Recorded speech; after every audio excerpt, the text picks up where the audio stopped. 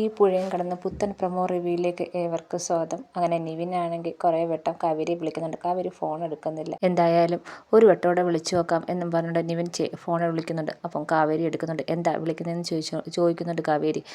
ഞാൻ അത്യാവശ്യമായിട്ടൊരു കാര്യം പറയാനാണ് രാവിലെ തൊട്ട് കാവേരിയെ വിളിക്കുന്നത്.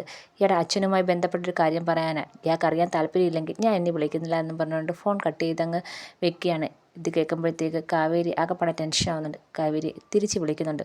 അപ്പം തിരിച്ച് വിളിക്കുമ്പം നിവിൻ പറയുന്നുണ്ട്, അത് ഇയാൾ ഇന്നാളൊരു അച്ഛൻ്റെ റബ്ബർ തോട്ടം വാങ്ങിച്ച കാര്യം പറഞ്ഞില്ലേ, അതിനെക്കുറിച്ച് സംസാരിക്കണം, നാളെ ഒന്ന് കാണാൻ പറ്റുമെന്ന് ചോദിക്കുന്നുണ്ട്. അങ്ങനെ കാവേരി സമ്മതിക്കുന്നുണ്ട്. പിന്നെ കാണിക്കുന്നത് വിനീത് രാത്രി വരുന്നതാണ്. അപ്പം കയ്യിൽ എന്തോ ഒളിപ്പിച്ച് വെച്ചുകൊണ്ടാണ് വരുന്നത്.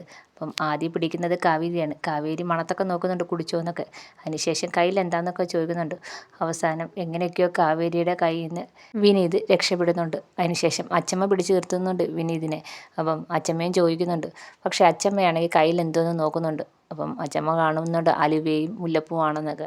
അതിനുശേഷം വിനീത് അങ്ങ് മുറിയിലേക്ക് പോകുന്നുണ്ട്. പിറ്റേന്നായപ്പം അച്ചമ്മ പറയുന്നുണ്ട്, ഡാ നീ ആദ്യം ഈ മുല്ലപ്പൂവും ആലുവയൊന്നും കൊണ്ട് അവളുടെ മുന്നിലേക്ക് പോവാതെ അവളുമായിട്ട് ഒരു അടുപ്പം സ്ഥാപിക്കാൻ നോക്ക് എന്ന് വിനീതിന് ഉപദേശമൊക്കെ കൊടുക്കുന്നുണ്ട്. അതിനുശേഷം കാണിക്കുന്നത് കാവേരിയാണെങ്കിൽ നിവിനുമായിട്ട് എവിടെയോ വന്ന് ഇറങ്ങുന്നുണ്ട്. ഒരു റബ്ബർ തോട്ടത്തിൻ്റെ ഇടയ്ക്ക് വണ്ടിയിൽ വന്ന് ഇറങ്ങുന്നുണ്ട്. അപ്പം നിവിൻ പറയുകയാണ്, അന്ന് ഇയാൾ പറഞ്ഞ എനിക്കൊരു ഓർമ്മയുണ്ട്. അപ്പം അതുകൊണ്ടാണ് ഒരു സംശയം പറഞ്ഞത്. കാവേരി വളരെ സങ്കടത്തോടെ എന്തൊക്കെയോ പറയുന്നുണ്ട്. അപ്പോൾ തന്നെ നിവിൻ പറയാണ്, ഇവിടെ സെൻറ്റിമെൻറ്റ്സ് അല്ല വേണ്ട, ബുദ്ധിപരമായി ചിന്തിക്കുന്ന നിവിൻ കാവേരി അടുത്ത് പറയുന്നുണ്ട്. ഇതൊക്കെയാണ് പ്രൊമോ വിശേഷം. എല്ലാവർക്കും ഇഷ്ടപ്പെട്ടെങ്കിൽ സബ്സ്ക്രൈബ് ചെയ്യണേ, സപ്പോർട്ട് ചെയ്യണേ.